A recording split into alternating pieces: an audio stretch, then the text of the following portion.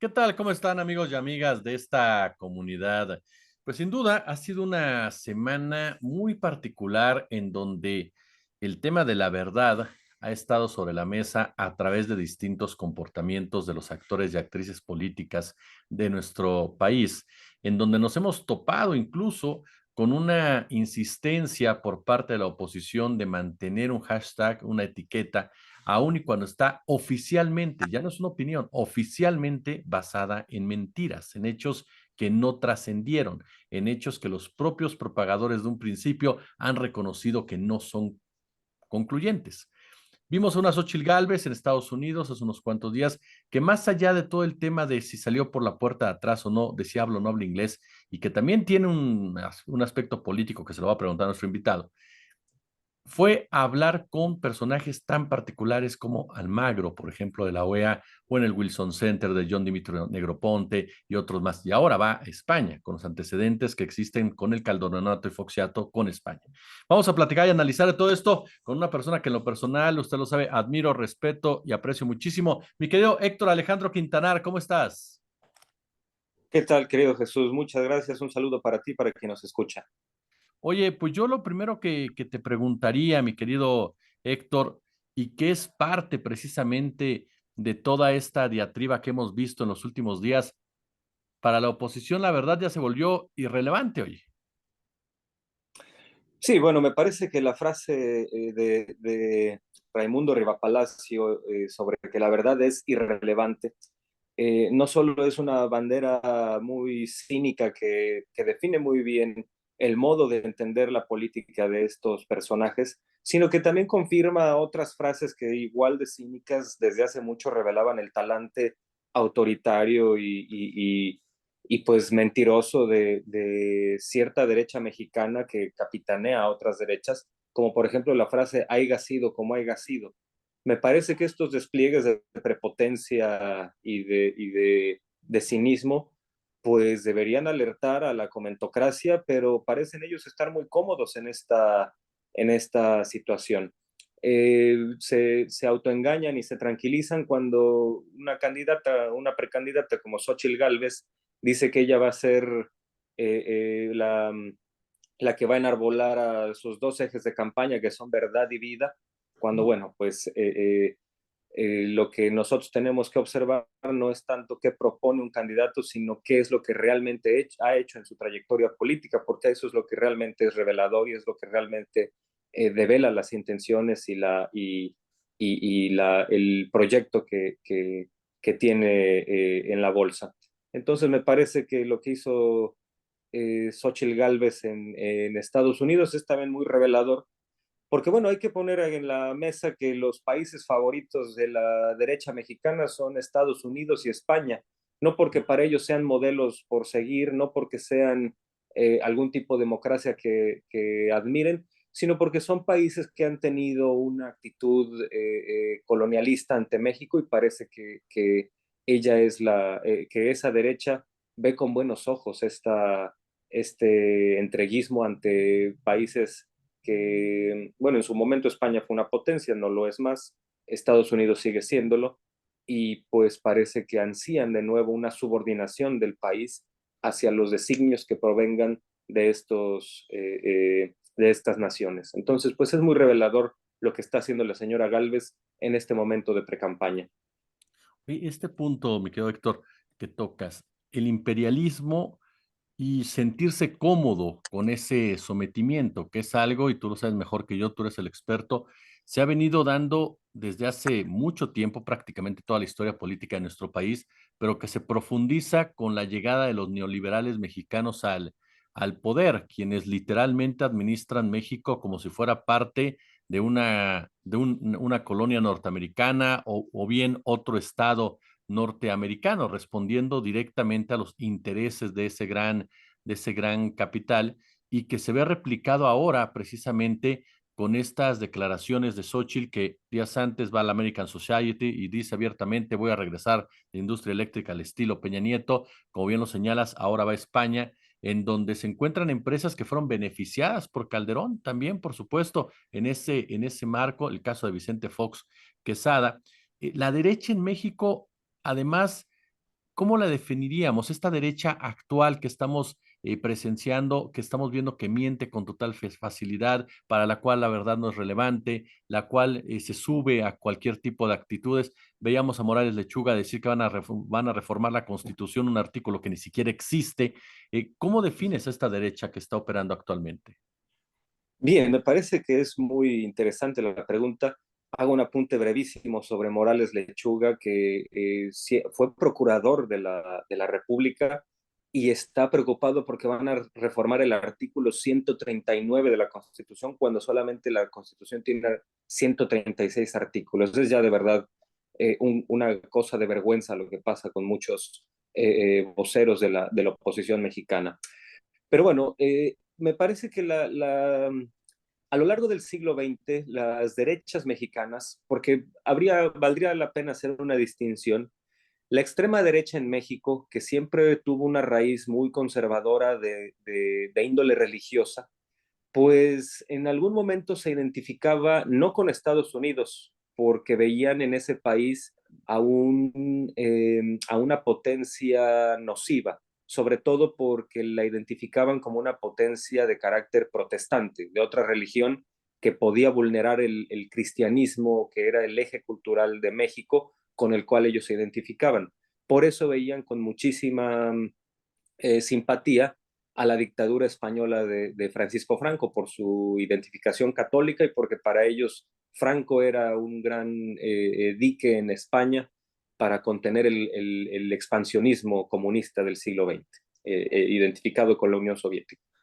Entonces sí ahí había una distinción entre derechas mexicanas porque las derechas más liberales veían con buenos ojos el proyecto de Estados Unidos. Sin embargo, me parece que más allá de lo que haya pasado en el siglo XX, pues la derecha mexicana contemporánea, que ya parece haberse aglutinado en una unión de tres partidos y que quedó por ahí una extrema derecha marginal, que es la de Verástegui, pero nos enfocamos en la derecha de Xóchitl Gálvez. ¿Por qué está en esta dualidad de que tratar de quedar bien con élites foráneas, tanto españolas como estadounidenses? Me parece que es muy importante señalar dónde estuvo en Estados Unidos. Estuvo en el Wilson Center y con Almagro. Perdón, en el caso del Wilson Center estuvo con Diana Negroponte, que es eh, eh, una, una persona vinculada a toda esta línea muy, muy clara de Estados Unidos en el siglo XX, sobre todo con su compañero John Dimitri Negroponte, que son personajes injerencistas, que han promovido golpes de Estado, que han revelado la peor cara de la política exterior estadounidense del siglo XX, esa que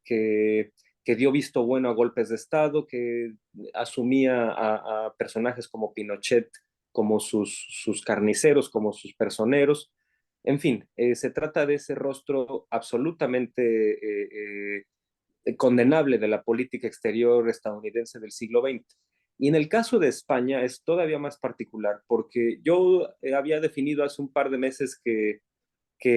el problema con la señora Galvez es que se había calderonizado. Es decir,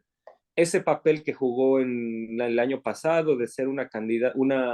propuesta de candidata porque era una mujer identificada con causas progresistas o la menos intransigente de las panistas o una mujer que podía tratar de arrebatarle base al López Obradorismo porque también estaba a favor de programas sociales o de derechos de las mujeres. Bueno, eso quedó ya absolutamente enterrado porque se ha ido corriendo a la derecha, se ha dejado acompañar por gente impresentable, ha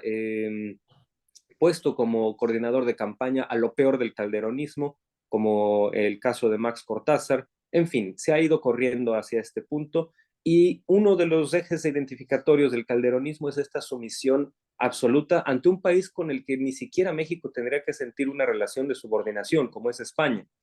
El señor Calderón, que hay que recordarlo, inició su campaña sucia como candidato en 2006, trayendo a José María Aznar, y con eso dando entrada a que él iba a ser un personero de la agenda de empresas españolas, fundamentalmente Iberdrola y Repsol, pues hizo eso en un gobierno donde en aquel momento los rankings internacionales mostraban que Repsol, por ejemplo, era una empresa mucho más débil que Pemex, y sin embargo Calderón estaba abriéndole la puerta o tratando de abrirle la puerta a Repsol con la reforma energética de 2008 a una empresa más débil que la empresa mexicana. Es decir, eso habla de que el proyecto de Calderón no tenía ningún enfoque técnico, era una simple agencia que trataba de favorecer a, a, a personeros de España de una manera absolutamente irracional, de una manera subordinada a una lógica sobreideologizada, y pues me parece que ahora Xochitl Gálvez está tratando de repetir la hazaña, tratando de quedar bien con élites foráneas, en vez de tratar de crear algún tipo de mayoría electoral aquí en México y de quedar bien con electores mexicanos. Me parece que esa labor la tiene muy difícil y pues está haciendo tratando de lograr vistos buenos en el extranjero. Oye, Héctor, ahorita quiero tocar este punto también, pero antes, el tema, por ejemplo, del idioma, sí se presta a la broma, se presta a la burla, al sarcasmo político, pero yo te lo pregunto desde otra perspectiva. Xochitl Gálvez obviamente no sabe hablar inglés, no sabe pronunciarlo bien, quedó más que de manifiesto, y eso lo sabe su equipo de campaña. Eso lo sabe la gente que le diseña los discursos, que la pone sobre los estrados, aun y cuando nos hayan presentado un currículum totalmente falso, en donde incluso se dice que hablaba hasta japonés, me parece. Sí, sí. Aquí el punto es, ¿por qué exhibirla de esa manera? ¿Por qué obligarla, vamos a llamarla así entre comillas, o por lo menos ponerla en una situación donde tenga que hablar un idioma que no controla, que no entiende en muchas ocasiones, solamente porque está en ese país, cuando el Wilson Center pues tiene una cantidad de traductores impresionante, porque lo hemos visto con otras personalidades que han ido, que les ponen traductor porque no hablan simplemente inglés o porque no quieren hablar en inglés, porque ellos no hablan inglés. Esto es parte también de un sometimiento, de quedar bien con las personas que tienes enfrente. ¿Cómo lo defines tú? Sí, bueno, es porque esta derecha mexicana tiene la mente colonizada completamente. Yo dividiría la respuesta en dos.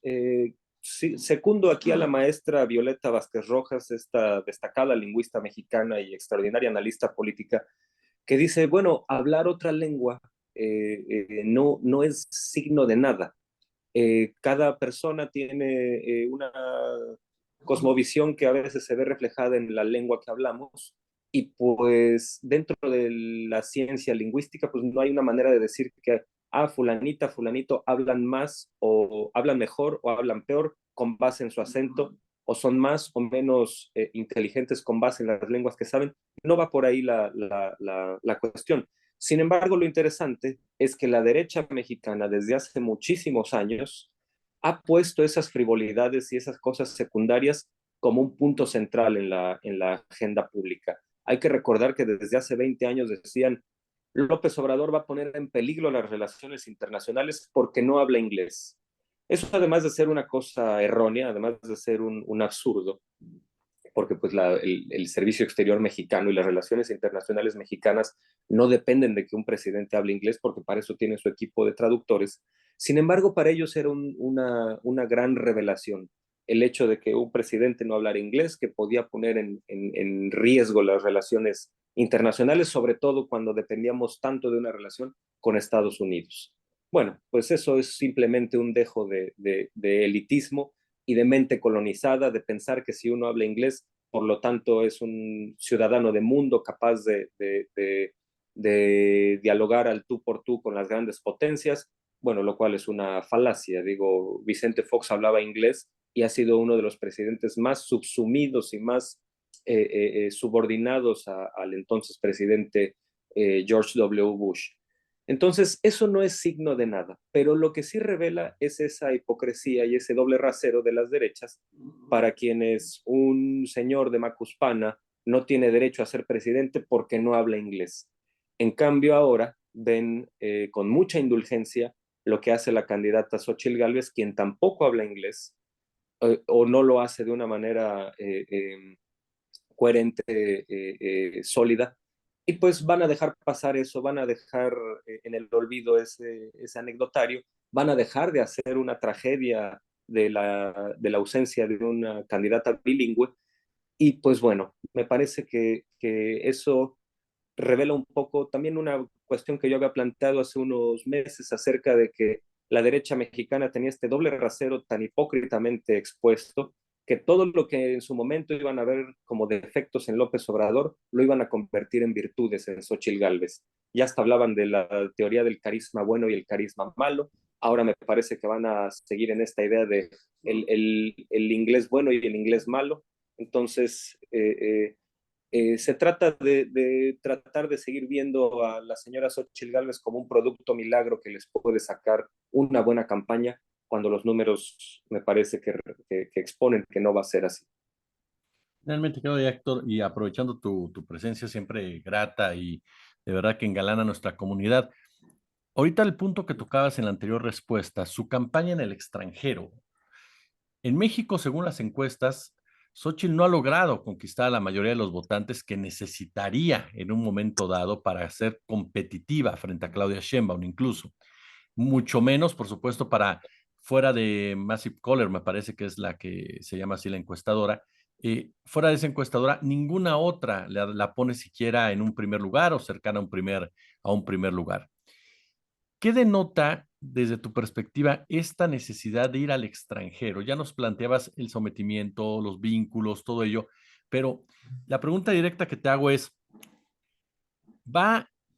a ofrecer el país o va a buscar generar algún tipo de interés intervencionista en estas naciones que se las gastan en eso, con la finalidad precisamente de que intervengan en el proceso electoral? Digo, la propia Gálvez lo dijo, fue pedirle a Estados Unidos que se estuviera pendiente, no es la primera vez que lo hace, pero ¿tiene algo de eso ir a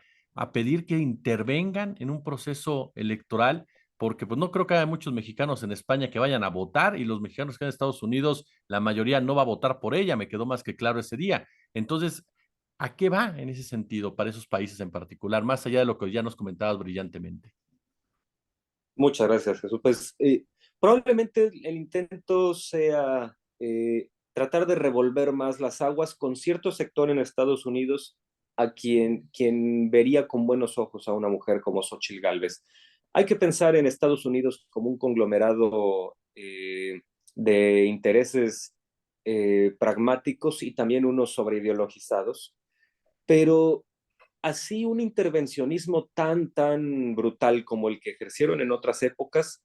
no sé si estarían dispuestos a ejercerlo en México, porque es un país donde desde la llegada de López Obrador en 2018, pues han visto que han podido mantener una relación cordial, una relación que no ha tenido traspiés profundos, donde incluso México ha hecho cosas que en Estados Unidos han sido bien vistas y que para nosotros no son nada convenientes, como todavía el problema por resolver del trato que autoridades mexicanas dan a migrantes centroamericanos en nuestro país, lo cual es preocupante, que es un asunto que sí tiene que resolverse de mejor manera. Y pues en esa medida, un enemigo en la frontera sur, Estados Unidos no ve. Y me parece que no es la primera vez. Desde 2006, cuando esta derecha estaba tan preocupada por la llegada de López Obrador y su relación con Estados Unidos, Condoleezza Rice, que era una mujer extraordinariamente sectaria, una de las armas más punzocortantes del régimen de George W. Bush, pues hasta ella declaraba que no, López Obrador lo vemos si no con simpatía, pues con tranquilidad, no nos genera ninguna preocupación, etcétera. Me parece que esa ha sido la línea desde entonces en Estados Unidos, aunque haya sectores más a la derecha que pues sí estén mucho más cómodos con un partido como el PAN o una candidata como Xochitl Gálvez. Sin embargo, la ida de Xochitl Gálvez a Estados Unidos pues fue simplemente para tratar de quedar bien con esta línea de derechas, pero que en este momento es secundaria, y pues también a ver si podía sacar algún tipo de ventaja de campaña, porque fue en el contexto donde se había hecho esta republicación de de lo que la DEA presuntamente observó en 2006, un posible soborno del crimen organizado a la campaña de López Obrador, cosa que desde luego quedó desfondada y que no se sustentó y que desde 2011, 2013 quedó absolutamente zanjada, pues fue a ver Xochitl Gálvez si podía sacar algún otro bulo, algún otro libelo de esa magnitud que le ayudara en su campaña que no levanta. Me parece que hasta ahí llegaría las intenciones de la visita de la señora Gálvez a Estados Unidos, porque una intromisión como las del siglo XX de aquel país en México, me parece que ya no es algo que se pueda dar tan fácilmente. No dudo que se intente en algunos casos o en otros lugares, pero en el caso mexicano, donde Estados Unidos sabe muy bien eh, que pues depende de una relación cordial con México para negociar ciertas cosas que en su geopolítica les interesa y que México siempre ha sido un país que ha sabido negociar esa parte por ser la frontera más larga que Estados Unidos tiene y que más, es decir, la frontera más preocupante y larga que Estados Unidos tiene. Entonces, pues me parece que México ha sabido jugar esa carta y López Obrador no ha sido la excepción. Entonces, Galvez me parece que fue a tratar de sacar algún tipo de ventaja propagandística para su campaña, pero pues se quedó con las manos vacías. Mi querido y admirado Héctor Alejandro Quintanar, de verdad, sabes lo que te aprecio y te agradezco muchísimo estos minutos para nuestra comunidad. Al contrario, Jesús, pues el aprecio es mutuo y aquí estamos a la orden. Un saludo de nuevo para ti, para quien nos escucha.